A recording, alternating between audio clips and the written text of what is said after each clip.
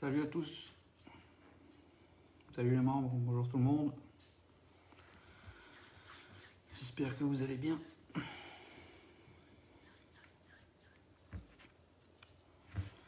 Salut, salut. Bonjour tout le monde. Enfin, bonjour tout le monde, je sais pas si vous êtes plusieurs, je ne le vois pas. Ainsi, les gens commencent à arriver. Salut à tout le monde. On va attendre un petit peu que les gens arrivent. Donc voilà, un grand merci déjà d'être présent aujourd'hui lors du live. Alors aujourd'hui, ça va être un live avec Greg Ardouin. Donc Greg Ardouin, c'est le team manager TLR France. Donc voilà, un grand merci à lui d'avoir accepté l'invitation. Donc là, on attend. Je viens d'avoir Greg en ligne il y a quelques secondes. Il m'a dit qu'il était prêt. Donc on va l'ajouter et puis on va commencer le live. Salut, salut. Salut Jimmy, bonjour tout le monde. Bonjour, donc voilà, bonjour tout le monde, bonjour les membres. J'ai fait une petite explication avant que tu te connectes, donc j'expliquais un peu qu'on allait faire le live avec toi, Greg Ardouin, team manager TLR France. Merci pour l'invitation, Jimmy. Merci à toi, c'est gentil. Je sais bien que pour le moment, tu es fort occupé, donc un grand merci d'avoir accepté le live sur le groupe, c'est vraiment gentil. Avec plaisir. Donc voilà, là on va attendre un petit peu. Je vois qu'il y a déjà quand même 20 personnes, donc on va attendre 5-10 secondes et puis on va commencer. De toute façon, les gens vont arriver au fur et à mesure, tu vas voir. Exactement, oui. Il ne faudra pas hésiter donc, à poser toutes les questions qui vous intéressent. Voilà, je vois qu'il y a Mike, il y a RC Mumuse qui est là. Donc n'oubliez pas, Salut Mike. RC Mumuse, il fait son projet vidéo à 21h, je ne sais plus, 21h15, je pense. Donc n'hésitez pas, alternez, allez voir lui, venez voir moi, allez voir sa vidéo. Ça va être quelque chose de terrible à mon avis. Donc moi, du fait donc les gars, moi ce que je vais faire, c'est je vais faire comme d'habitude, je me connecte avec la tablette. Si vous avez des questions, n'hésitez pas à à poser vos questions. Je les poserai directement à Monsieur Ardouin. Bien sûr, surtout. Non, pas Monsieur Ardouin, Grégory. Ou Greg, comme tu veux. À Grégory. Donc il y a Elian qui est là. Alors Elian, je le dirai plus tard, mais un grand merci Elian, il m'a offert l'enseigne TLR pour aujourd'hui, pour le live. Donc un grand merci à lui. Bien. Ouais. Allez, je un grand merci à Elian. Alors il y a Sébastien Vanderborg, il y a Jérôme Batch Dulosy, Jérôme exactement TLR. Alors il y a Julien qui est là, il y a Mike, un gros big up à Mike. Il y a Seb Sushi, il y a Malcolm qui est Malcolm Roquet, il y a Louis Mess, il y a Chris VRCT. Bonjour à tout le monde. Donc on va commencer le live. Donc aujourd'hui, comme je me répète, on a Greg Ardouin. Donc Greg Ardouin, c'est le team manager TLR en France. Donc depuis le début de l'année 2020. Voilà, 2020. Donc profitez qu'on a quelqu'un de responsabilité. Si vous avez des questions par rapport à la marque, par rapport à ce que vous avez, je pense qu'il est ouvert à toutes les questions. Donc au fur et à mesure. Tout à fait, n'hésitez pas. Hein. Voilà, si je ne peux pas répondre, je ne sais pas, je vous le dirai. Voilà. Du coup, donc on va commencer. Greg, tu sais nous expliquer un peu ton parcours depuis le début et pourquoi avoir choisi le RC et comment es-tu devenu team manager? Donc déjà, j'ai 41 ans, voilà. Donc j'ai commencé la RC milieu des années 80, donc en loisir par des modèles électriques, comme beaucoup. Voilà, j'avais même pas une dizaine d'années. Donc ça m'a tout de suite plu. Du coup, après début des années 90, j'ai eu en cadeau pour mon brevet des collèges. Donc c'était mon premier thermique, c'était un radiosystémie. Voilà, super chrono, donc c'était en 92. Et j'ai commencé du coup les compétitions en 93, en course de ligue, etc. Et début des championnats de France en 97 ou 98, toujours chez Chrono. Voilà. D'accord, chez Chrono, donc tu as commencé chez Chrono. Chez Radiosystémie, exactement.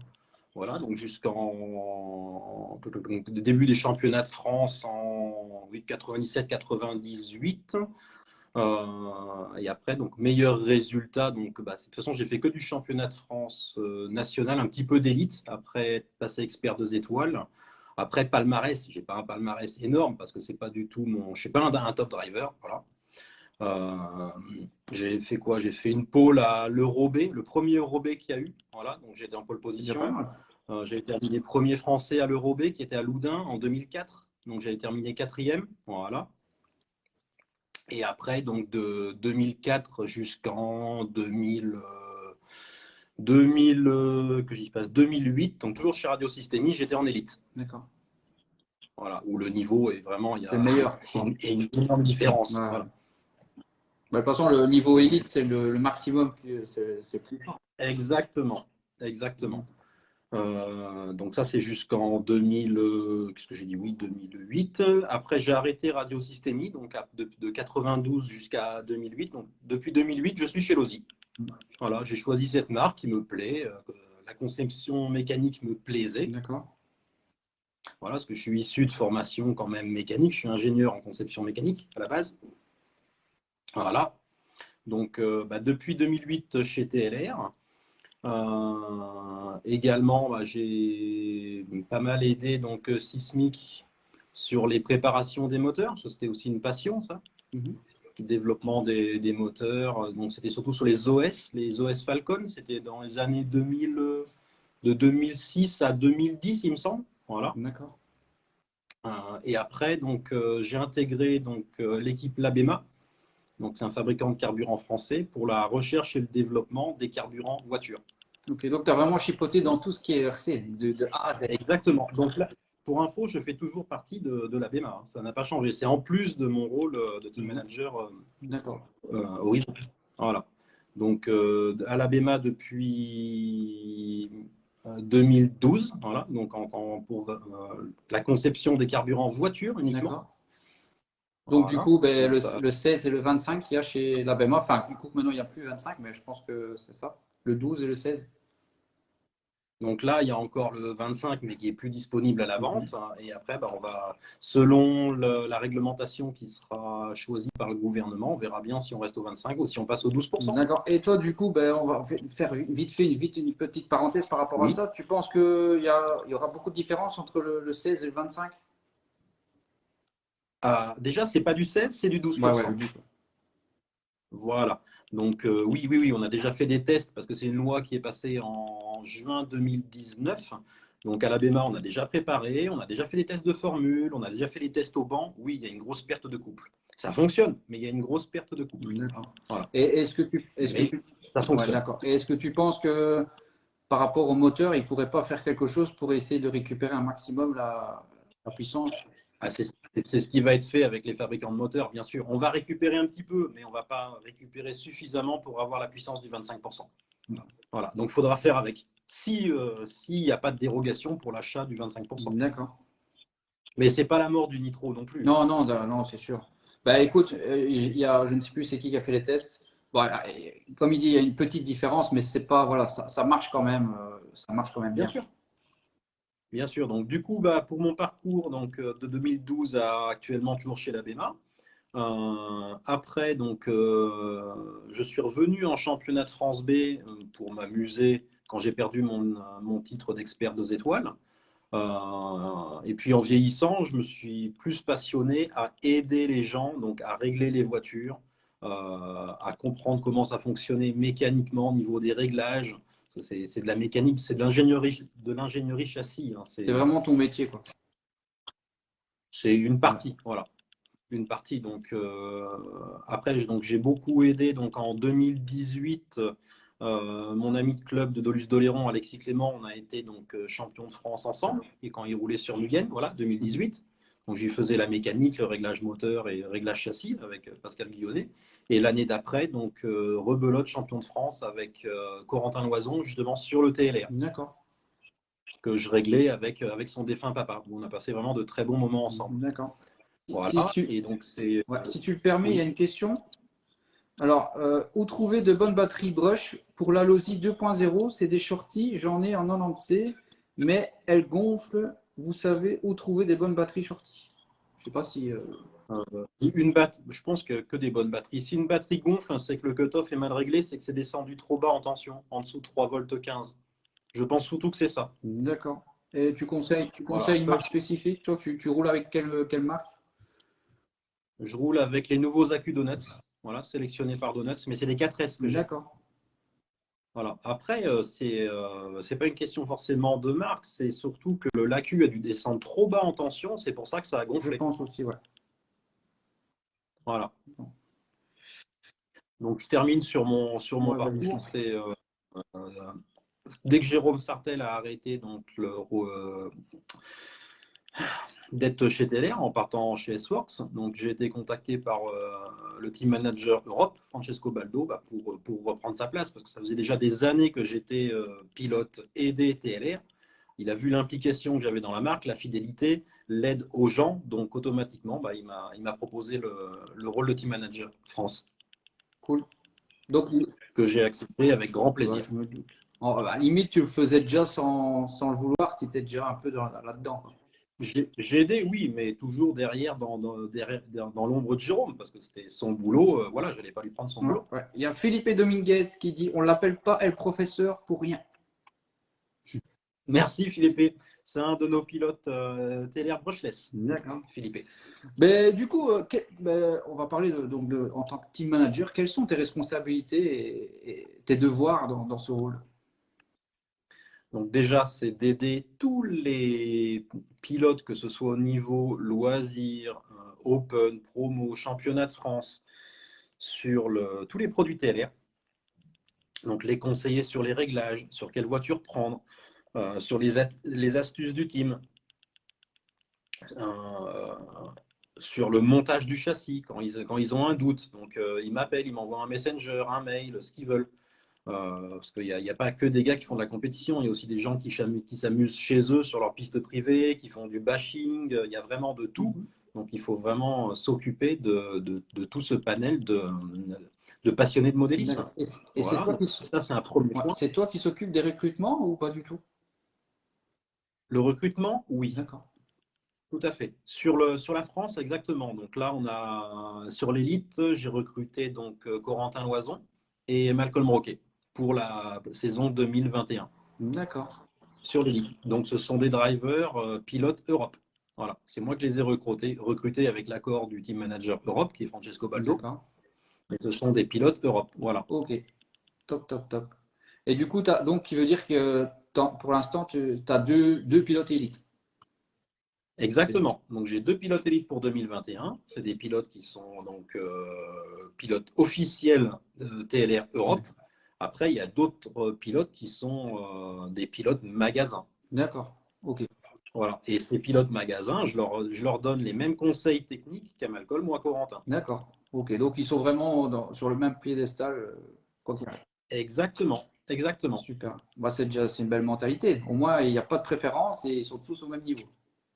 Tout à fait, mais n'importe quel pilote pourra vous le dire, je consacre le même temps au, au gars qui va commencer, qui va me demander comment monter sa voiture ou des petites astuces que du plus technique avec Malcolm ou Corentin. D'accord. Top. C'est vraiment gentil. Bah, on voit déjà la façon que tu parles. On voit, c'est une passion pour toi là-bas. Avant d'être un Exactement, métier, exact. c'est une passion. Tout à fait. Ouais. Tout à fait. C'est et un métier en plus et surtout une passion maintenant, pas au niveau pilotage, j'aime bien toujours piloter, mais c'est surtout d'aider les drivers et la compréhension technique du châssis moteur. Ok. Il y a Arnaud Metz. Il Ouais. n'y a pas de secret, c'est de la mécanique, donc tout s'explique, hein. Non, c'est sûr.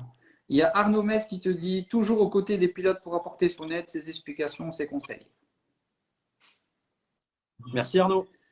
Alors, il y a Stegi, je ne sais pas, donc c'est STE espace GIE qui dit je confirme. Donc, je ne sais pas si c'est un pilote à toi ou. Oui, c'est Stéphane du club de Agde. D'accord. Il y a Elian qui dit c'est tout à fait vrai. Merci Lyon. Lyon, on se voit ce week-end. Là, on a un training TLR à Vierzon. Mais j'ai vu au début, il a marqué. Attends, hein, que je me permets. Allez, Elian, j'ai vu un com passer vite fait. Ah, bah, il y a Malcolm qui est là, justement. Attends. Comme quoi, demain, ça va questionner sec. Avec plaisir, je suis là pour ça. On fait un training 2 jours 100% TLR, donc faut pas hésiter à venir me questionner. Je suis là pour vous aider, faire des tests. Si la voiture vous va pas, ce que vous voulez. Je suis là pour aider tous les drivers ce week-end. Ok, et ça se passe où? Comme ça, peut-être qu'il y aurait des gens intéressés C'est à Vierzon, à voilà. venir. Et la piste est réservée pour TLR. Ok, top. Et il y a moyen de venir en visiteur vous voir ou pas? Ah ben, bien sûr, avec grand plaisir. Tous ceux qui veulent venir en visiteur, c'est bon. Pas de problème. Un grand merci. Donc, du coup, les membres, si vous avez des questions, quoi que ce soit par rapport au châssis, par rapport à ce que vous voulez par rapport à TLR, n'hésitez pas. Grégory va vous répondre avec grand plaisir. Alors, il y a François Bugui Après, RC qui dit oui, les conseils de Greg sont précieux. Salut François, c'est un pilote d'Angoulême, voilà, un fidèle de Lozi D'accord. depuis des années. Est-ce que tu sais nous en dire un peu plus sur Lozi? Donc, c'est une marque qui existe depuis quand, etc. Lozi, ils ont fêté leurs 40 ans l'année dernière. Voilà, donc c'est une société qui a été créée en 1980, Lozi. C'était pas Team Lozi Racing au départ, et après ça a intégré le groupe Horizon. Alors là, je suis incapable de dire l'année. Je pense que c'est milieu des années 2000. Donc c'est quand même une marque historique, voilà, qui a commencé par le 1/10 et qui en 2006 s'est lancée dans le 1/8 avec la plateforme 8. D'accord. Donc on a eu le 8 1, 2, le 2EU, le 3, le 4, le X et les versions Elite maintenant. En 1/8, voilà. Mais à la base, c'est une marque spécialisée dans les 1/10. Et la marque en indice, ils font encore 4-2, 4-4 ou Exactement, ils font 4-2 et 4-4. D'accord. Alors, il y a Arnaud Metz qui met au-delà des conseils, il sait expliquer aux pilotes et aux mécanos comment fonctionne la mécanique. C'est toujours un plaisir, Arnaud, d'expliquer. Voilà. Ouais. J'ai plus de plaisir à expliquer, à conseiller qu'à piloter maintenant. Alors, il y a une question de Jules qui demande pourquoi as-tu choisi TLR et pas une autre marque? Donc quand j'ai arrêté Radio Systémie, je suis resté de 92 jusqu'en 2008 chez Radio Systémie. J'ai regardé ce qu'il y avait de disponible sur le marché. Et mécaniquement, je trouvais que la transmission décalée du Lozi, c'était sacrément bien pensé. La géométrie des triangulations, la répartition des masses, ça m'a fait de l'œil. Voilà. Je ne dis pas que les autres ne marchaient pas, hein, loin de là. D'accord. Mais Mais ça m'a tout de suite attiré. Voilà. C'est pour ça que je suis resté fidèle depuis 2008 à TLR. ok. C'est toujours et pour la qualité des pièces, bon, ça s'est sacrément amélioré, ça évolue comme toute marque, avec les matériaux qui sont de meilleure qualité, les déformations plastiques qui sont moindres, les géométries qui sont optimisées. Mais dès le départ, j'ai vraiment trouvé la conception mécanique très intéressante, Ok, alors différente des autres. d'accord. Alors il y a une question de Marius qui dit salut à tous, salut Greg. Tu rouleras en CFN cette année ou juste en support technique? Donc Marius a un copain de la Ligue 15, hein, normalement, si je ne me trompe pas, avec son papa. C'est des pilotes Mugen très gentils. Salut Marius. Donc je serai sur tout le CFN et pour rouler, voilà, et aussi pour l'assistance technique des pilotes. Voilà, donc pour leur régler leur voiture, pour leur faire la méca. S'ils ont besoin de pièces également, je suis là en dépannage. Donc ça, c'est le national. Et je serai également sur le brushless en buggy BL et entre guillemets. Ok, alors il y a une question d'un membre qui te demande préfères-tu le brushless ou le nitro? Le nitro. Le bruit, l'odeur, le brushless, c'est bien, ça va sûrement être l'avenir avec le nitro qui a tendance à disparaître, l'écologie qui prend de plus en plus de place. Mais je préfère vraiment le nitro, oui. C'est vivant, voilà, on a un embrayage, on a du bruit, on a de la fumée, il faut savoir régler un moteur, c'est vivant, voilà. Et bon, Donc je préfère clairement le nitro. Et une question que je pose moi, tu préfères buggy ou truggy? Le truggy, j'ai découvert cette année seulement, voilà. Parce qu'avant, je n'avais pas forcément l'intérêt d'en faire. Donc ça fait que depuis le mois d'octobre que je pilote avec le truggy. D'accord. Voilà, en brushless. Le truggy, c'est très rigolo. On peut passer beaucoup plus fort, ça pardonne beaucoup. Mais par contre, c'est moins fin que le buggy. Je préfère du coup le buggy, c'est plus précis à conduire. Mais pour se défouler, le truggy, c'est génial. D'accord. Alors, il y a Laurent Souris qui te dit au plaisir de te voir sur notre complexe. Ouais, Laurent, c'est un copain de la Ligue 16, voilà, à côté entre Angoulême et Limoges à Etagnac. Une petite piste très sympa. Au plaisir, Laurent. Ok. Alors, il y a une question de Damien Trombetta qui dit pourquoi en indice la marque Lozi n'est pas tant représentée en France? Ça, c'est un choix du groupe Horizon. Voilà, ils ont déterminé qu'il y avait tant de licenciés en 1/10e. Et la priorité, l'objectif premier, c'est le 1/8. D'accord. Voilà. Mais Le 1/10e est quand même présent, il est vendu dans les magasins, mais ce n'est pas dans l'objectif premier qui m'a été confié. Voilà. d'accord. Ok, ok. Mais il y a quand même des châssis. La plateforme 1/10e a été refaite l'année dernière, donc avec le 22X4. Ça, c'est le 4x4. Après, il y a eu en 4.2, c'est le 22 5.0 qui est décliné en version AC, Astro et Carpet, DC, Dirt and Clay et la version haut de gamme, version Elite. Donc, il y a quand même une gamme, mais par rapport au marché américain, le 1/10e, c'est bien moindre. En Europe, ils sont vraiment basés sur le 1/8. Voilà le pourquoi. D'accord. Il y a Louis Metz qui dit en effet, les 2 années chez TLR auraient été différentes sans l'aide de Greg. Merci à lui. Avec plaisir, oui, c'est vrai qu'on a passé de très bons moments. Alors, il y a Valentin Constant qui dit hello, el professeur et Jimmy. Exactement. Après, là, j'ai quand même recruté un pilote qui va également faire du 1/10e. Malcolm s'est engagé donc pour la saison donc, hivernale à faire le 1/10. D'accord. Donc, il va faire le 1/8 en BL et en nitro et également pilote 1/10e. Catégorie qu'il connaît déjà bien, le 1/10e. Ouais, en 4x4 ou 4-2? 4x4, lui, je pense. Hein. Je ne sais plus. Ouais, c'est 4x4. Il faudra lui demander. Mais je pense, enfin, s'il est là, il peut répondre, mais c'est 4x4, je pense. Alors, Steph, donc Stoji, c'est celui qu'on a parlé tantôt, qui demande aileron Lexan, oui ou non? L'aileron Lexan, oui, il est plus léger, on met moins de poids en hauteur. C'est très bien, c'est très bien. Par contre, attention, il est très fragile. Voilà. L'aileron Lexan, attention, l'aileron Lexan TLR amène beaucoup d'appui. La voiture, les versions Elite ont beaucoup de grippe sur le train arrière. Donc, si on met l'aileron Lexan sans le repercer, ça risque d'affaisser un peu le train arrière. Donc, oui, on le met, mais en le reperçant. Par contre, il faut quand même être pilote confirmé parce qu'après 3 cabrioles, il sera cassé. Ouais. Il est beaucoup plus fragile que les autres. Ah oui, bah, comme tous les ailerons Lexan, hein, c'est fragile. Ouais. Donc Malcolm fera bien les deux. Hein. Il vient de me confirmer 1/10e 4.2 et 4.4. D'accord. Moi, j'ai toujours vu rouler en 4x4, pas en 4.2, donc c'est pour ça que 4x4, j'étais sûr.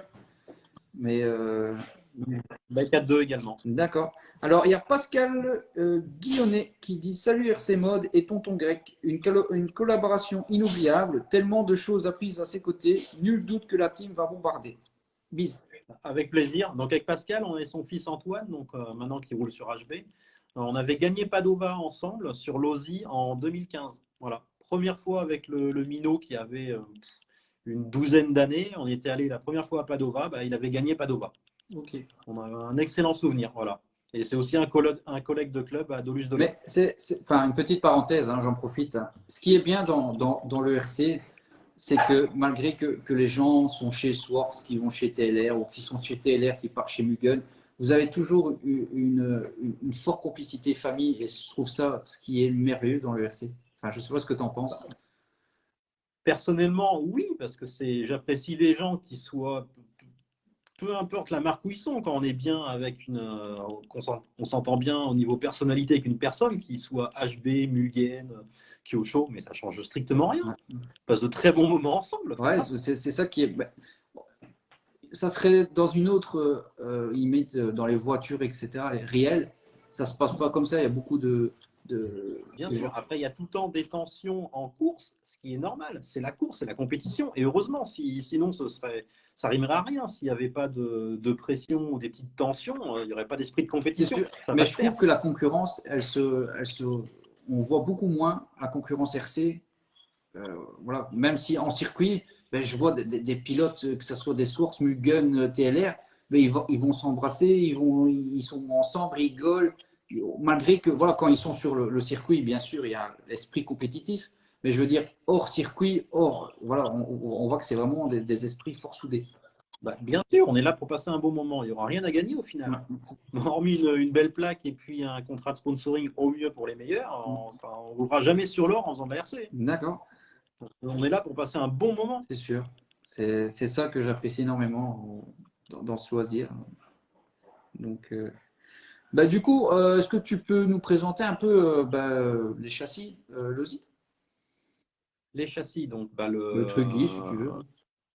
sur le Truggy. Alors le Truggy, où est-ce qu'il est? Il est là. Hop. Donc, le nouveau Truggy. Voilà, donc ça fait quand même un joli camion. Il est balèze, hein? Voilà, oui, ça fait 4,5 kg quand même. Donc, ce véhicule a été refait. Donc, c'est une toute nouvelle plateforme parce que le Truggy, avant, on était sur la plateforme 8.4. Voilà. Donc, tout a été refait avec la nouvelle plateforme X. Voilà. Donc, on a toutes les étriers, les fusées qui sont identiques au X Elite. Des triangles très longs, bien sûr. Tour d'amortisseur qui va avec. Les fusées, c'est en plastique ou en alu?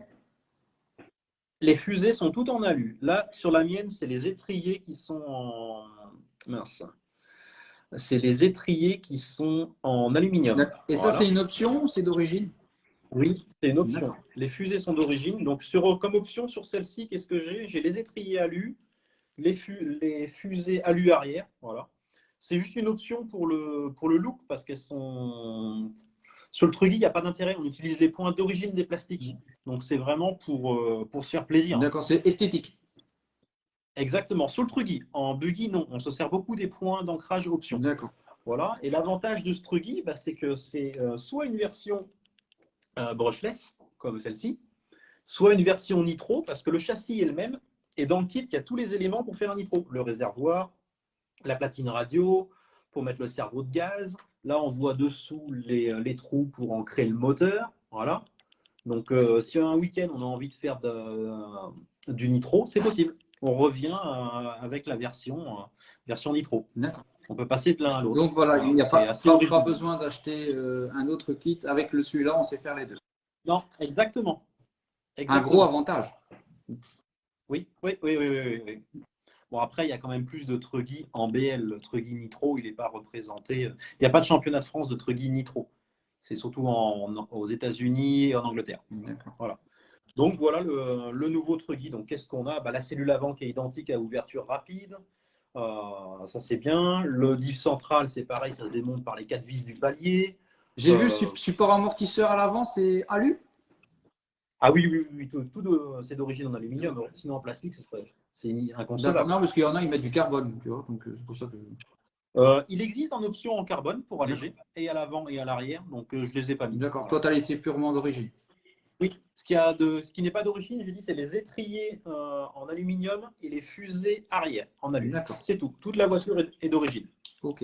Et tu sais, voilà. Regardez un peu pour voir un peu l'espacement par rapport aux batteries, etc. Donc, si tu vois. Top. Ok. Après, c'est une auto qui fonctionne bien. Contrairement aux versions Elite où il faut un setup FR qui est plus adapté aux pistes françaises, sur les buggy, le Truggy, on le monte 2 boîtes, il est d'une facilité déconcertante. Ouais. Voilà. Et c'est moi ou Stanissi, le Truggy en TLR, il a fait fureur? Pardon, j'ai pas compris. Je dis, c'est un avis personnel, mais je pense que le Truggy TLR a fait fureur cette année-ci. Ah oui, c'est déjà en rupture de stock chez Horizon Hobby en Europe. Voilà, ça va revenir, mais il n'y a déjà plus rien. D'accord. Voilà, donc ça a été vraiment, oui, une grosse réussite. Okay. Et tu penses que c'est dû, peut-être que la catégorie Truggy monte en flèche pour le moment? C'est que les gens étaient impatients et que c'est également en train de monter. Voilà. Parce que c'est devenu fiable, c'est devenu plus facile à piloter. Avec le brushless, c'est vraiment sympa. Donc, c'est pour ça que c'est en train de monter, quelles que soient les marques. Toutes les marques sortent leur Truggy maintenant qui va bien. C'est vrai. Voilà. Alors, une question d'un membre, pas par rapport à ton châssis, mais par rapport à ta carrosserie qui demande, c'est Rico ton peintre, point d'interrogation. Oui, j'ai Éric Lemaire et Nicolas Godard qui me font mes carrosseries. D'accord. Voilà. Alors, il y a Marius qui te pose une question, qui te demande ton ressenti avec les cerveaux AGF. Alors oui, les cerveaux AGF, bon, je vais le montrer. Hop.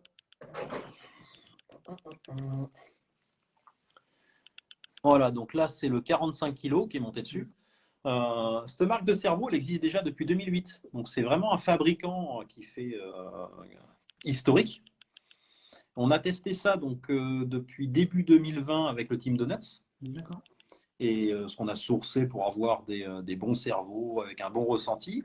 Donc, chez certains, on n'a pas eu de bons résultats, c'était abandonné. Et on a été très agréablement surpris des AGF.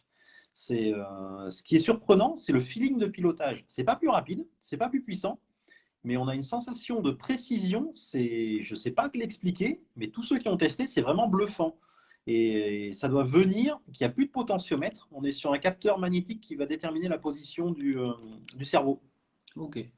Donc ça ne couine jamais. C'est vraiment spécial à piloter. Ça donne une sensation de douceur, alors que les cerveaux sont ultra puissants et très rapides. Mais on a l'impression de plus être lié à la piste.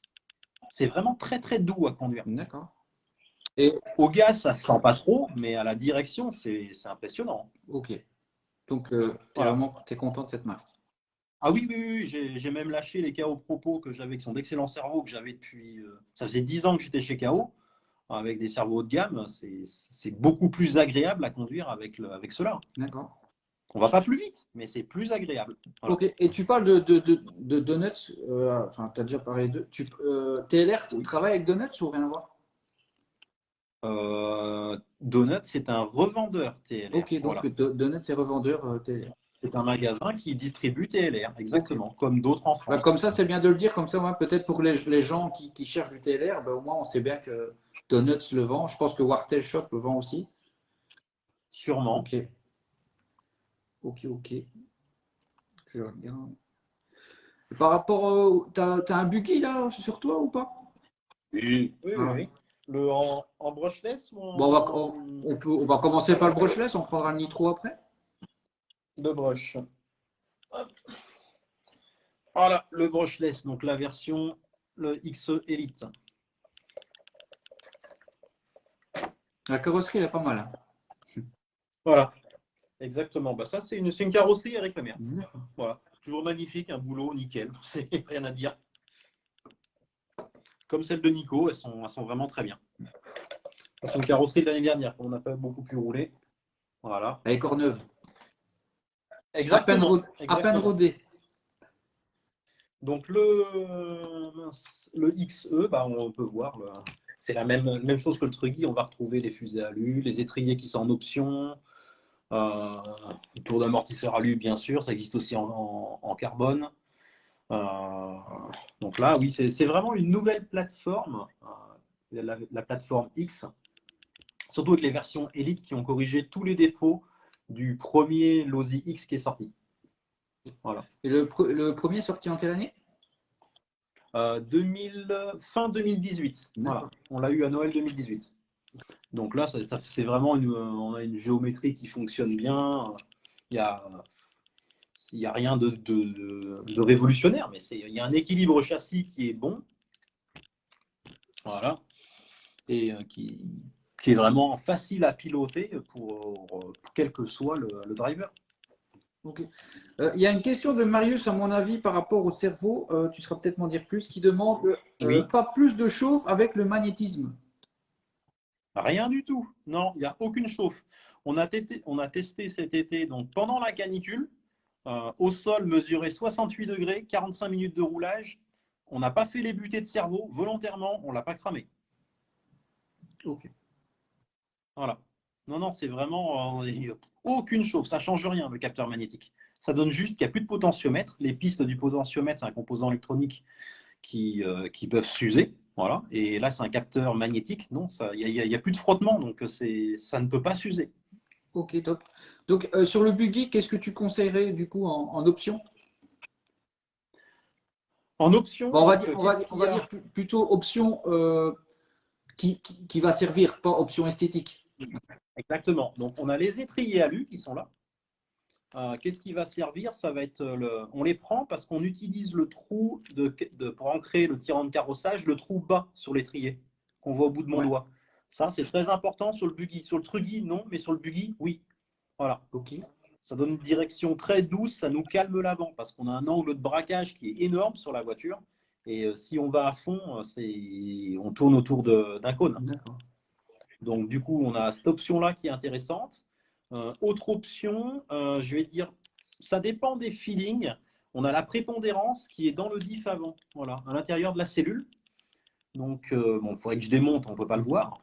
Prépondérance, c'est que sur la couronne, on a une dent de moins. Au lieu de 43, on est à 42. D'accord. Voilà. Et c'est mieux. C'est juste Et c'est mieux. Ça donne un feeling différent et ça évite que le train arrière ne se dérobe sur des grosses remises de gaz. Voilà. Ok, super. C'est tout. Après, en option, non. Après, il y a des options de réglage spécifiques comme les fusées arrière en alu où on peut jouer sur la hauteur, les tours arrière carbone avec plus de trous. Mais ça, c'est pas obligatoire du tout. D'accord. Ok, ok. Alors, Voilà. une question, bah, rien à voir avec le châssis, mais on va te la poser. Quel est Oui, ton circuit préféré que tu as déjà fait? Padova. Il y en a beaucoup, hein, beaucoup. J'ai hâte de. J'espère que j'aurai la chance d'y aller. On l'a déjà fait 5 fois, c'est magnifique. Chaque année, on n'y est pas allé depuis 2019 et 2020.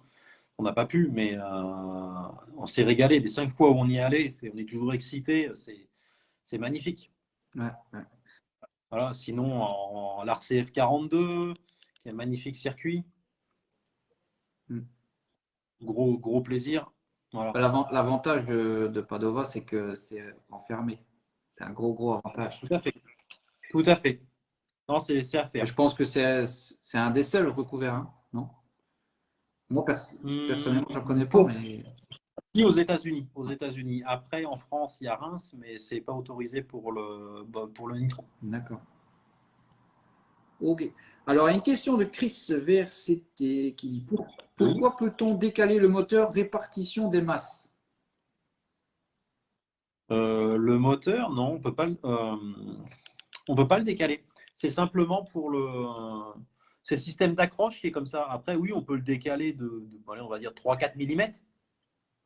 Voilà, selon la longueur de l'axe de sortie, mais on joue jamais là-dessus. Le moteur est toujours avancé au maximum. D'accord. Voilà. Répartition des masses, bah, elle est ce qu'elle est, mais bon, ça a l'air de fonctionner parce qu'aux États-Unis, Dakota Fend gagne tout avec. Voilà. Ok. Et là, je vois Et tout ce qui est platine, carbone et tout ça, c'est d'origine? d'origine, d'origine. Ok. Il y a aussi, à l'avant, c'est platine, carbone aussi ou c'est alu? Non, c'est en aluminium. La platine supérieure, là, elle est en Ok. aluminium. Voilà. Mais c'est déjà bien, en aluminium, c'est déjà pas mal. Oui, mais c'est d'origine. Les versions Elite, c'est vraiment les versions haut de gamme. Il y a toutes D'accord. les Et options dedans. à l'arrière, c'est aluminium aussi? L'arrière, là, c'est une option que j'ai pour avoir des trous D'accord, supplémentaires. t'as mis l'option carbone à Voilà. l'arrière. C'est une option carbone. Voilà. D'accord. D'un optionneur américain Ok. qui nous fait ça. Ou sinon, tout le reste, c'est d'origine boîte. Tout le reste est d'origine. Voilà. Sur les versions Elite. Il y a même les plaques carbone sur les triangles. Ouais. Voilà, je ne sais pas si on arrive à les voir au reflet. Ça, c'est d'origine. À l'arrière, c'est aussi disponible en carbone. On les met rarement, mais c'est d'origine. Toutes les cales de pincement, tout est en aluminium. Ce n'est pas une anodisation de couleur, c'est une anodisation dure. Donc, ça fait qu'elles tiennent vraiment dans le temps. Les cales, on ne les change jamais. Elles ne s'usent pas. Ok.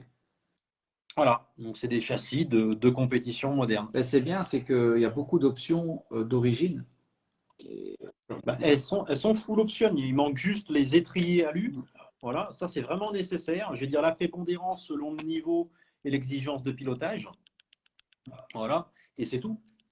C'est tout. Les fusées, après, c'est vraiment si on veut être plus pointu à l'arrière dans la hauteur, dans les points d'ancrage, qu'on en a besoin. Mais bon, c'est pas non plus D'accord. impératif. Et l'aileron, c'est celui d'origine? L'aileron, là, non, là, c'est le HB repercé que j'ai. D'accord. Voilà. Est-ce que tu as senti une grosse différence ou pas? C'est surtout qu'il est plus léger, l'aileron HB, voilà, que l'origine. Et après, non, il n'y a pas énormément de différence. Une fois qu'on l'a repercé, il n'y a pas de grosse différence entre un HB et un TLR. Hormis le poids, je crois qu'il y a 5 grammes de différence. les 5 grammes mis en hauteur, ça se sent à conduire. Et le perçage, c'est important? C'est important. Ça dépend des goûts de pilotage. Si on veut que le train arrière pivote et moins d'appui, ça va libérer le train arrière. Il y aura tout le temps moins d'appui, il va plus tendance à glisser. On peut sortir d'un virage plus vite parce que le train arrière pivote. Attention, c'est pas non plus à conseiller à un pilote promo. Voilà. D'accord. Mais ça se sent vraiment, hein, les trous. Hein. C'est pas pour faire joli ou pour être à la mode. Hein. Ça se Mais sent. j'ai vu qu'il y avait, je ne sais plus c'est quelle marque, mais maintenant il y a beaucoup de, je pense que c'est T-Works qui a fait des ailerons avec déjà des trous dedans. Tout à fait. Tout à fait. C'est ça. Oui, oui, tu vois qu'il y en a. Il y en a plusieurs. Hein. Il y a je ne sais plus, qui a des pré-perçages. Je crois qu'il y a le Kyosho qui a des pré-perçages. Le VP a des pré-perçages. Voilà. Mais ça dépend des goûts de pilotage. Moi, je conseille de ne pas le faire. Et vraiment, si on veut que le train arrière glisse plus, oui, on perce le rond. D'accord. Ok, alors il y a une question de Chris qui dit, il n'y avait pas un châssis où on pouvait changer l'angle? Si, c'est le châssis du 4.0. L'angle, c'était l'angle du diff central. Du diff central et du moteur. Ça donnait un angle au cardan. D'accord. Voilà, ça mettait de l'angle au cardan, du coup, ça privilégiait soit une transmission, on va dire 50-50, soit on transmettait plus vers l'arrière. Ok. Il y a Voilà, c'est un réglage fin, ça se sentait. C'était sur le 4.0 en brushless. D'accord. Il y a Elian qui dit 0 ou 4 degrés. Ça dépend des goûts de pilotage. Moi, je préférais 0. 4 degrés, ça poussait plus du train arrière. Ok. Alors, il y a une question de Philippe Dominguez qui dit, sur une piste à gros grip grec, conseille-t-il d'enlever la cale plus 10 sur l'aileron arrière?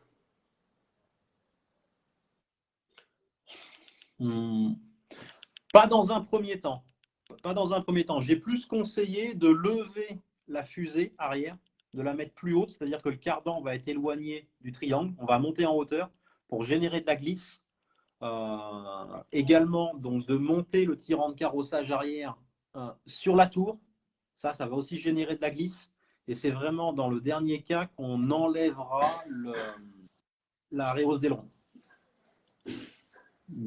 C'est très très rare qu'on l'enlève. Voilà. Ok. Il y a d'autres réglages avant de faire ça. D'accord. Il y a Elian qui dit c'était pas une question, mais une réponse à Chris. Ah, pardon. Non, d'un côté, c'est bien que tu as répondu parce qu'il y en a peut-être qui n'étaient pas au courant et personnellement, au moins, moi personnellement, je ne le savais pas. Donc, au moins, je serais moins bête aujourd'hui.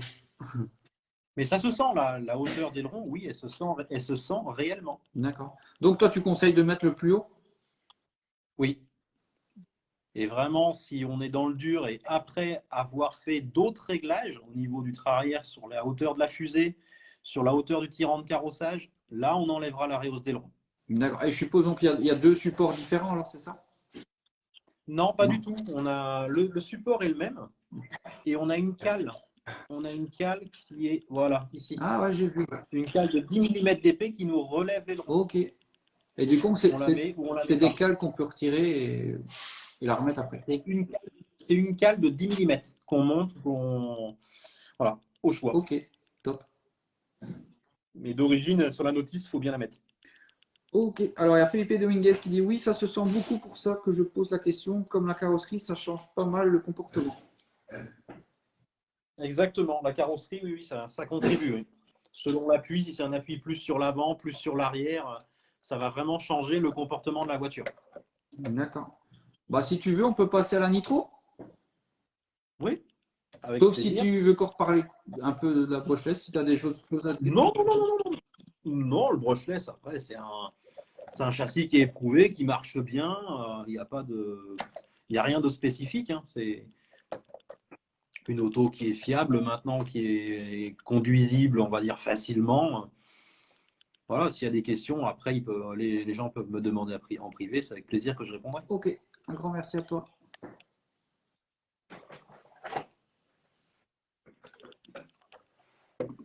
Après, du coup, le nitro, voilà. Donc, c'est encore pareil. On retrouve c'est exactement les mêmes trains roulants. que ce soit à l'avant ou à l'arrière. Voilà. La géométrie est exactement la même. Il y a François Bugui qui dit: tu devrais parler des cardans arrière réglables. J'y arrive. Voilà. Donc, sur le but, ok, ben on va pour François. Sur les cardans arrière, donc on n'a pas des cardans homocinétiques. Cardans homocinétiques, c'est ce qu'on va voir devant. Petit cardan à croisillon, est-ce qu'on va le voir? Ouais, Oui. on le voit, ouais. Voilà. À l'arrière, ce sont des cardans CVD. Donc là, tu ne vas pas le voir tout simplement parce qu'ils sont ancrés très profond direction la jante. Voilà. Et la profondeur d'ancrage, donc du cardan, on peut la régler plus ou moins profond, soit dans la jante, soit vers l'intérieur de la Et cellule. tu as combien d'espacement? Donc à chaque fois, c'est un pas de 0,5 mm. C'est pas mal déjà. Voilà. Donc c'est pas beaucoup, mais ça se sent. Voilà. Donc plus on va être dans la jante, plus on va avoir de verrouillage, plus le train arrière va être rigide. Mais moins on sera amorti. Dans les trous, dès qu'on va mettre du gaz, le train arrière sera assez rigide parce qu'il sera tenu par le cardan. Donc on sera moins bien dans les trous. Par contre, sur une piste plate et à grippe, eh ben, ça nous maintient le train arrière bien à plat et on passe beaucoup plus vite dans les courbes et on peut avoir une remise de gaz beaucoup plus violente. D'accord. Ça, il n'y a pas beaucoup Voilà. de marques qui font ça, je pense. Hein. C'est une technologie qui est issue principalement du 1/10. Voilà. C'est ce qu'on avait depuis des années en 1/10 chez TLR. Je crois que ça existe aussi chez X-Ray, il me semble. Voilà. Et c'est vraiment efficace. Voilà. Top, top. Ouais, c'est intéressant. Franchement, c'est intéressant. On joue beaucoup sur le cardan. On a donc soit le cardan avec ses 3 positions, soit dans le trait défoncé, on peut mettre un cardan homocinétique à l'arrière, qui aura lui aucun verrouillage et qui va nous amener une facilité de pilotage énorme, mais que dans le défoncé. Voilà. Ok. Alors, avant de continuer, on a une question de Felipe Dominguez qui te dit: petite question sur le BL. A-t-il des réglages particuliers sur son vario? Sur le vario, j'ai ramené le BL. Tac. Le vario, il est ici. Voilà, donc là, j'ai testé le nouveau vario, comment ça s'appelle? C'est le Hobbywing Pro XR8 Pro G2. Voilà. Donc par rapport au 140 SCT, oui, il y a quand même une grosse différence. C'est le 200 celui-là, c'est ça? Oui, c'est le nouveau 200, tout à fait. C'est le nouveau 200 et en réglage particulier. Tu as sorti une grosse différence avec le 140? Oui. Oui. Sur la douceur de fonctionnement, oui. D'accord. Oui, on peut régler la fréquence d'accélération, donc c'est en kilohertz. Pareil pour le freinage. Donc ça se sent vraiment, hein. C'est pas un gadget. Hein. Pareil, tous ces réglages-là existaient déjà chez Hobbywing en 1/10. Ok. Et ça a été remis sur le Vario 1.8. Non, ça se sent. Hein. Si on passe de 2 kHz en accélération à 32, donc d'un extrême à l'autre, l'auto, ça n'a rien à voir. D'accord. On peut avoir une douceur ou alors une brutalité énorme. Pareil sur le freinage. Ils ont vraiment bien bossé. Voilà. Ok. Alors, une question de Laurent Souris qui te dit: quelle capacité sur les accus pour grec? En capacité, là, donc j'ai sur l'auto, là, vu que je vais en training demain, c'est des donuts, c'est des 7005 que j'ai. D'accord. Donc c'est déjà des accus qui ont ils ont au moins 3 ans, ceux-là. Voilà. Et sinon, je roule avec les nouveaux donuts, les 8120C. Ok. Voilà. Les accus qui sont sélectionnés par Donuts, je ne sais pas si tu as vu, où on peut avoir une personnalisation de l'étiquetage. J'ai vu ça, j'ai vu. Et voilà. j'ai vu ça chez Louis, je pense que j'ai vu ses batteries avec Louis Metz dessus. Et donc, c'est bien. Voilà. Donc, du coup, quand tu commandes tes batteries, tu as le droit de demander une personnalisation. Exactement, c'est compris dans le prix. Donc, tu peux les mettre au nom de Jimmy avec le logo de ta voiture, un petit drapeau belge, ce que tu veux. C'est cool, c'est cool, c'est cool. Voilà, donc tu as le responsable de Donuts, M. Chambon, qui va te faire une proposition design et tu la valides ou tu la valides pas, tu veux telle modification et après, tes accus arriveront avec une étiquette personnalisée. Magnifique. Esthétique, mais beau. Oui, ouais, franchement, c'est joli là. Je récupère les miens ce week-end. Ah ouais. Les 8120C. Tu nous feras des photos, on mettra ça sur le groupe. Bien sûr, bien sûr. Alors, je regarde. Ouais, il y a Louis qui dit, ouais, il est vraiment au-dessus, donc je pense qu'il parle du Vario, je pense. Oui, oui, oui, le nouveau Vario, ouais, ils ont vraiment sorti quelque chose de Ouais, il y a bien. Philippe Dominguez qui dit, il est vraiment impressionnant, effectivement, donc je pense aussi qu'il parle du Vario 200 ampères. Alors, il y a une question d'un membre qui demande, tu roules avec quoi en marque de pneus? En marque de pneus, donc là, je suis avec les T-Pro cette année. Et puis surtout, j'ai participé au développement des pneus Donuts. D'accord. Donc, ils vont arriver au mois de. Bah là, ils vont être dispo, je pense, mi-mars. Voilà, mi-mars ou fin mars. Donc, je vais rouler à 90% sur les pneus Donuts. Donc, on aura 3 profils. Dès qu'on sera dans le dur, bah, on pourra prendre un profil chez T-Pro. Un profil indoor, par exemple, si on doit aller à Padova ou une piste ultra gommée où on a besoin d'un Matrix, Ouais. comme à Reims en indoor, bah, ça, on ne l'a pas encore chez Donuts. Donc, on prendra le T-Pro. Ok. Et en pneus Truggy, pareil? En pneus Truggy, donc il n'y a pas encore de pneus Truggy chez Donuts. Je ne sais pas si c'est en cours, il faudra demander à M. Chambon. Donc là, en Truggy, je roule en T-Pro. T-Pro aussi. Ok. De toute façon, il n'y a que 2 profils en T-Pro. C'est soit le Looper, soit le Magic Square. D'accord. En 2 gommes. Donc c'est vraiment assez simple. Ok. Bon, tant qu'elle fonctionne. Pour l'instant, oui, ça fonctionne. Dans les différentes pistes que j'ai pu faire, j'ai jamais été dans le dur en Truggy à cause des pneus. Voilà. D'accord. Le Truggy est plus lourd, donc il pardonne également beaucoup plus une erreur de réglage ou une mauvaise gomme. Ouais. Mais comme tu as dit, le Truggy est plus pardonnable, on va dire. Ah, ça se pilote beaucoup plus facilement, ça pardonne énormément si on monte sur une bordure. C'est vraiment fun à conduire. Ok. Bah, si tu veux, on peut revenir sur le nitro. Ouais, bien sûr. Du coup, le nitro, qu'est-ce qu'il a? Bah, les trains roulants, c'est les mêmes. Donc là, on est sur la version élite mince, du X Nitro. Donc les mêmes cardans à l'arrière. Tout est exactement pareil que le BL. D'accord. Voilà. Et par Sauf contre, en buggy, le châssis oui, BL et le châssis nitro est différent. c'est 2 châssis complètement On est bien différents. d'accord. Voilà. Ok. Exactement. Là, on a les trous pour le. Voilà, il n'est pas neuf, hein, j'ai quand même bien roulé avec. Les trous pour le moteur, la platine radio, c'est pas un châssis commun. Voilà. D'accord. Top, top.